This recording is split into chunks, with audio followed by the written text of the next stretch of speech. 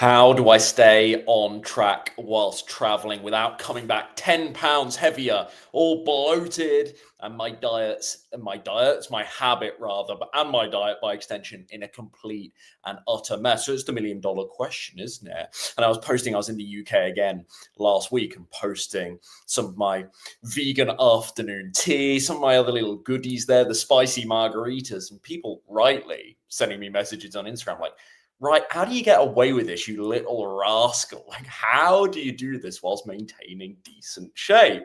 Well, here's what I do. And I think actually the first piece of advice I'd have on this is just the reframe of like, what is on track? There's a lot of expectation management here. So the question of how do I actually stay on track? Well, what does on track mean to you?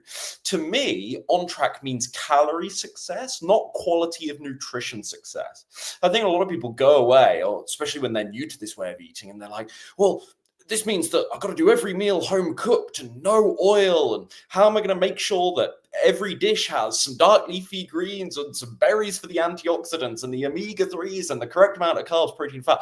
I already accept that that's never going to happen on a trip. And it depends, right? If you're in an Airbnb, you might have much more control, but this isn't the case for most of us in these kind of real life moments. And so for me, I already kind of give up the ghost on any idea of like perfectionism or any notion that I'm going to copy and paste my meal plan from home when I'm back in the UK, or when I was in Dresden a month or two back, when I did Asia for 6 months last year. No way is that going to happen. And so to me, just being on track means caloric success, and that means scale weight and physique success. And of course, that's not a long-term view, because it's not actually the best health view either, because it involves the manipulation of my diet that I'm going to talk about with less than clean food. So this isn't, again, perfect, but I'm just giving you my framework for what does on track mean, because I'm not going to go away and do, as I say, the whole foods plant-based checklist textbook, like yes, never going to happen. So I just get over that and I manage my expectation right away that it isn't going to be perfect quality of nutrition wise, food choice wise, but that doesn't mean it doesn't have to be perfect calorically. So deeper understanding of calories, which people are really reluctant with, this is one of the reasons that I'm able to get away with what I get away with on these trips. We're going to talk about how I manipulate things as an example in just a second. Second piece of advice is, if it's a short trip, I don't try and be perfect. So last week I was in the UK for 4 nights, 5 nights. Dresden was just 2 nighs. So Nuremberg, forgive me. I just treated like, meh. Do I need to be on track for 2 days? I know I'll come back and get to my routine. I've got that self-trust from years doing this now. And I just love the way I eat the vast majority of the time. So coming back, that's no burden to me. There's a few cravings initially, but that's no burden to me. I know I can do it. If it's a longer trip, I've got a totally different set of standards. Does that make sense? So that's another kind of mental shift that I like to use. So short trip, not too worried if it's just a day or two. If it's a longer trip, then I do have standards and expectations, and I do want to do more kind of wiggle room stuff. So that doesn't mean I won't have indulgences on a longer trip, but I feel like I hold myself to a greater standard to kind of manipulate my diet more to allow for those indulgences. Whereas if it's just a day or two, I accept, okay, I'm going to eat a few more calories. It's going to be less than perfect. There's some saturated fat here. There's a lot more refined sugar here. That's fine. It's just one day. 360 days of the year are pretty damn good to my standard, to my vision of success. So that's fine. I can just chalk it off. So that'd be step number 2. If it's a short trip, different mentality for a longer trip. Number 3, said I was going to speak about this. I account for those extra calories. This is what people don't do. They just go wild. They get off the leash. And then they're like, well, no wonder I can never find balance. It's like, well, yeah, of course, because you're either perfect at home or you're off the rails away. That's not how I like to do things. I like to have my little almond croissant. I like to have that vegan afternoon tea. And I actually calorically account for it. What do I mean by this? Something else has to give. I'm always talking about this with my clients, and I do the planning with them, but in time we kind of let them off the leash a little bit and they get better at manipulating things themselves. But I ask my clients, all right, what's going to give here? All right, you've got this meal out coming up, and we know that it's a 3-course job. We've already said, get into one of my other tips here, but you're not going to have dessert already. So that eliminates kind of risk of potentially more calories, as long as you can stay disciplined with that. That's another question. But we're not having dessert, and maybe we'll pick this option, but still, like, this is going to be a bit more food calorie wise than your normal dinner from, the Slim and Sustain dinner meal plans. what are we going to do? Something's got to give. Okay, we'll skip your afternoon snack today to shave 100 calories there. Oh, let's do a slightly lighter breakfast than usual to shave some calories there. Oh, let's do an extra 2,000 to 3,000 steps. All of this compensatory tactic stuff that I'm always talking about with my clients, if they're watching, they'll be like, yeah, right. This is what we do. This is how we do it. So we account for the extra calories. And this is what I mean when I'm always talking about built-in flexibility, not additions, not cheating on your diet, not blowing your diet, not binges, thousands and thousands of calories. You can have this stuff. Like I had vegan afternoon tea, I had the spicy margs, but it was accounted for. It was built in. And so in those 5 days in the UK, I only had one day. I estimate, and there is guesstimation in this, so it's not perfect, but I estimate there was one day where I actually went into a calorie surplus in 4 days when I had all these little cheats that I shared on my Instagram, right? And I think that's really important to acknowledge, like build them in, don't let them be additions. There's another thing that really helps me stay in shape for these trips. So there's some wiggle room. Things have to get pulled around. Like, how do I guesstimate? How do I know how many calories was in my vegan afternoon tea? This is difficult. I've been doing this a long time, so I can't take everything in my head on how to assess the caloric nature of food and then just put it in yours, obviously. But you do get better at this, and you can do some research, and some menus will even tell you calorie amounts. I never trust them entirely anyway. Some of them seem actually rather generous with that, or rather on the conservative, on the low side. And I'm thinking, I don't know. That salad's got a lot of oil on. I don't think it's 200 calories. I think we're talking something more significant. But you can do your calorie research anyway. You can jump online and you can search. You can ask ChatGPT. All right, calories in an average medium vegan pepperoni pizza. It'll give you something. It won't be your one, but it'll give you something to work with. And this helps you. Okay, so maybe I can, if I have half the pizza, that'll roughly replace my usual dinner. So as long as I don't go crazy and I'll have a bowl of Ben and Jerry's, as I used to do back in the day, when I get home, I'll be okay. I can just use that half a pizza, have a bit of side salad there, and actually I'll still finish the day in a calorie deficit. That is the wiggle room. Bend the rules, don't break them, thinking that I'm always banging on about here, and I have been for years. Step number 4, high step count is the great equalizer. In those 4 full days, 5 nights, however it worked out last week in the UK, I did 2 home workouts, 2 strength workouts. But most of my activity, which is not a lot for me in 4 or 5 days, but I did lots of walking. I averaged 14 to 15,000 steps, which is pretty effortless when you're exploring. Especially in Europe, I'm going to museums. I was hanging out with family. I went to a country house one day, couple of walks here and there. When I was in Cambridge, we were walking around all day non-stop when I was catching up with friends, etc., etc. So I just walk to the dentist that day. No, I didn't. I got a lift actually, but you catch my point. It's very easy naturally in European cities. I'm lucky with this to just get your step count really, really high quite effortlessly. Now, a high step count won't compensate for binging. And again, you still might be eating poor quality food. So there's a question of what's happening on the inside. But again, that is something that's more important to me with my home diet than the couple of days per month, per year, whatever, however you judge it, that I'm away from home. So that's where I don't care as much about nutrition quality. Just being honest, I'm not saying you need to live like this. I'm just here to share my framework on the Fit with Ryan Adams channel, like we've been doing for 6 or 7 years. This is what works for me. This is the question I always get. How have you still got abs when you're doing all of this, Ryan? It's a small percentage of my diet. It's all accounted for. And there's still lots of activity. So I'm burning at least some, maybe not all of those excess calories I'm eating. So yeah, high step count, it's the great equalizer. I was doing 14 to 15K, which is a little bit more than what I do here. Obviously, I live in a European city now, so it's high. But because I was doing stuff, exploring, family, friends, catching up, etc., that step count was just going up and up and up. And it just affords me that little bit of wiggle room. Now, I don't sit there, and this is where you've got to be careful, saying, I know I'm going to do more steps today, so extra donut, please.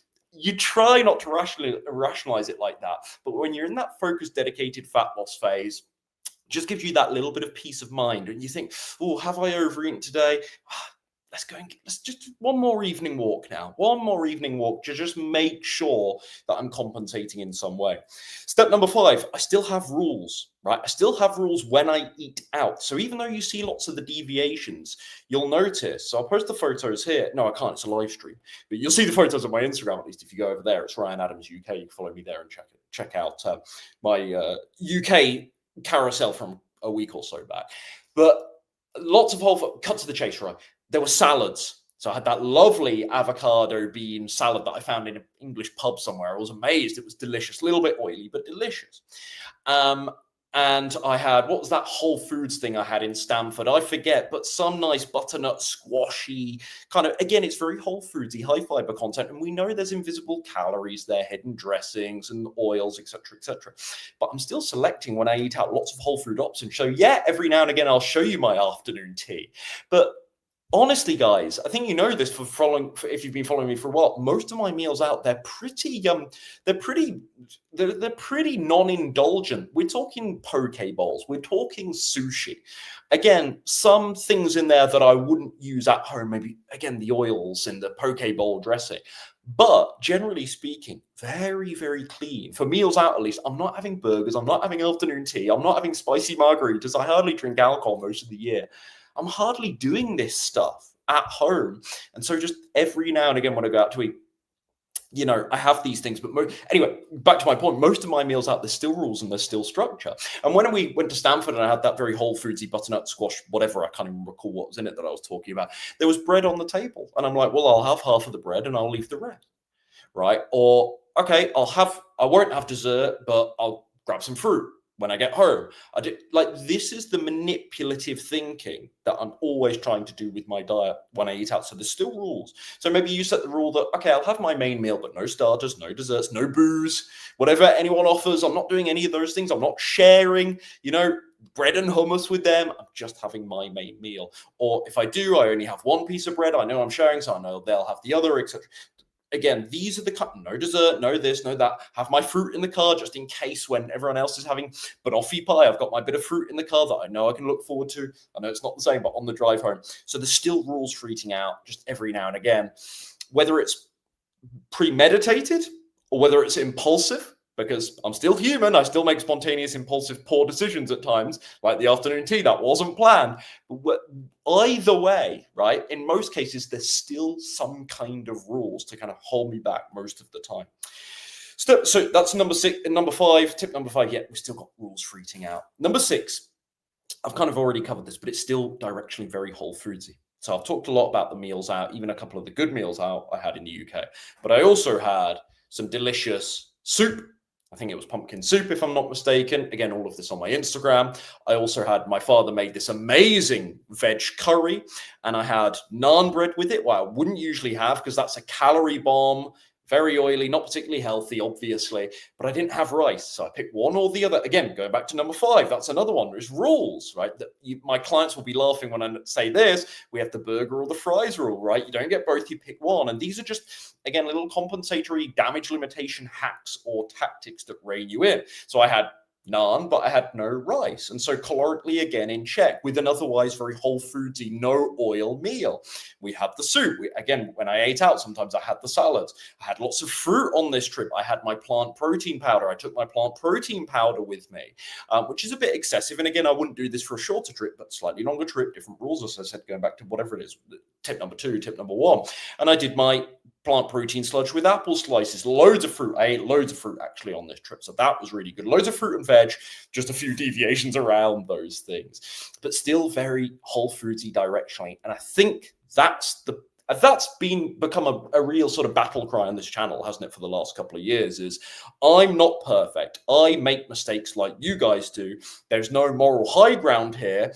We could say that I'm maybe marginally more consistent than a lot of people, not to sound smug about it, but I think that probably is fair.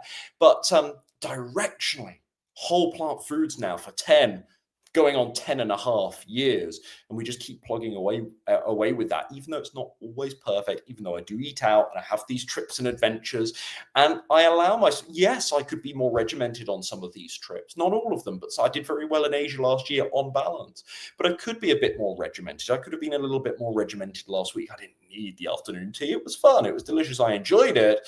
I got back to my diet pretty fine. I got back to healthier eating when I got home, my family home, pretty fine after that. But I didn't really need it. But we're going the right way overall. Whole plant foods, lots of fiber, our legumes, our beans, peas, lentils, tofu, tempeh, etc., etc. Our whole grains, such as the brown rice and the quinoa and oats. Oats have come back into my diet so much in recent months, especially as the weather's now turning. Love my big warm oatmeal dishes in the morning, my savory oats that I have, to some people's horror. I love savory oats in the evening as well. Those big warm filling dishes in the winter time. And of course, the fruits and veggies, nuts and seeds, but just in a more controlled amount with the nuts and seeds, because again, we rightly want to be considerate over their calorie content. Again, not from a health perspective necessarily, but we're talking about slimming down, fat loss, leaning down whilst we travel, etc., etc. So directionally whole foods, and that is really my mantra wherever I go in the world. It's still directionally whole foods, and most of the time I'm going to try and pick the most whole foodsy option. I don't have to be perfect. If I was perfect, yes, maybe my blood work would be 5% better all year round. Yes, maybe I would be 5% leaner all year round. But no, I'm really happy with my physique. I'm really happy with my current health status. And so there's a question to ask ourselves, I think, internally on what's good enough for me? What passes the test? And it's still quite real world and practical. And that's what I've landed on for me personally over the last couple of years. And there's the 5 or 6 steps that really help me travel and stay in reasonable shape. Apart from Germany, because that was less than perfect, as I was very transparent about in a video on that. If you do want the kind of plan, structure with the right sprinkling of flexibility that I've just spoken about here, that you can follow no matter where you go in the world, in theory. There's always challenges, but no matter where you go in the world, this is exactly what I help my clients build, of course, inside Slim and Sustain, in the same way that I've been fortunate to do so with this incredible nutrition approach over the last 10 years or so. If you're interested in learning more about the brand new message-only program, if you haven't heard the word, we've removed the calls from the program to allow me to offer Slim and Sustain now at a significantly lower rate because there's less demand on my time. It's still one-on-one accountability with me directly. We just don't have the coaching calls, and because therefore it's slightly less demanding on my time, I think it's only fair that I reduce the rate there. So if that interests you, you can fill out an application for that below, and I'll get you all the details for the message-only program today, so you can get more info about that in the link below. Hope this helps you out. Godspeed on your next travel adventure. Yes, you can balance this stuff with the real world. Just takes a little bit of planning and a little bit of honesty with how much am I deviating here and how am I going to account for that? And again, still coming back to this one big mantra, directionally whole plant foods. Not perfect, but pretty damn consistent overall. See you in the next one. Hope this helps.